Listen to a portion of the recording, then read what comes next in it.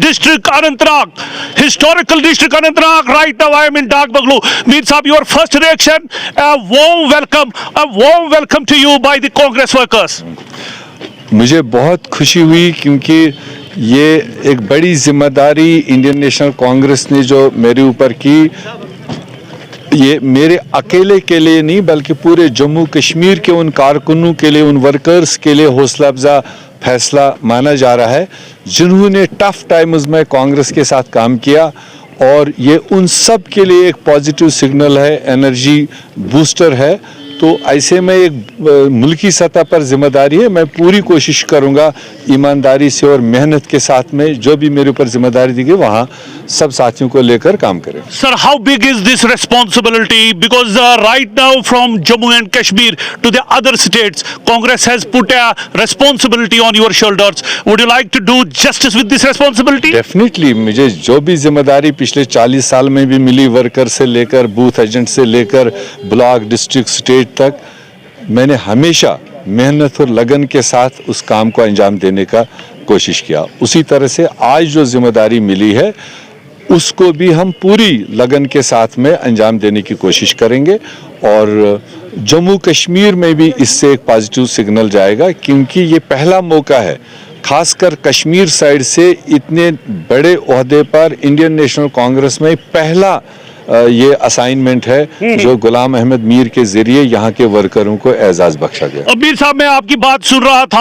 आपने बातों बातों में इशारा दिया इंडिया अलायंस, जम्मू कश्मीर की अगर बाकी पार्टीज कांग्रेस के साथ मिल सकती है बड़ी ताकत बन सकती है। क्या आपको लगता है कि इन जो रीजनल पार्टीज है somehow they hesitate in merging with, not merging but assisting और हेल्पिंग कांग्रेस? नहीं, ऐसा कुछ नहीं है। कई सत्ता पर बातचीत चल रही है, हर पार्टी का अपना एक नैरेटिव होता है, अपना एक एजेंडा होता है। जी। तो ऐसे में जब एक बड़े मकसद के लिए सब एक दूसरे के साथ हाथ मिला रहे हैं तो उनके भी अपने अपने अंदर कोर ग्रुप्स में डिस्कशन होंगे, मीटिंग्स होंगी, कोई ना कोई रास्ता बनाएंगे।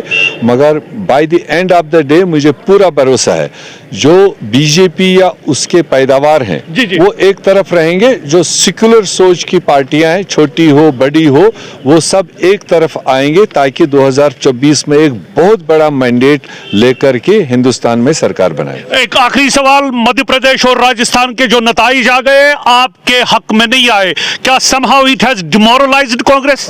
ऐसा कुछ नहीं। अगर आप पोल परसेंटेज देखेंगे कांग्रेस को इन तीनों स्टेटों में कहीं आधा % भी अपना सपोर्ट कम नहीं हुआ, बल्कि 2 स्टेटों में पिछले चुनाव के मुकाबले में बढ़ा जो पोल परसेंटेज होता है, जो सपोर्ट होता है। एक चीज जरूर अभी आंकलन हो रहा है, उसमें असेसमेंट हो रही है। जी। कहीं ना कहीं मतलब जो नॉन कांग्रेस, नॉन बीजेपी वहाँ एलिमेंट्स थे, चाहे वो 1% 2% वाले थे, शायद हम उनको कूप अप करने में मतलब उतना ध्यान नहीं दिया, वरना ये पॉसिबल नहीं था कि इन 3 स्टेटों में अवामी सतह पर बीजेपी रिजेक्टेड थी।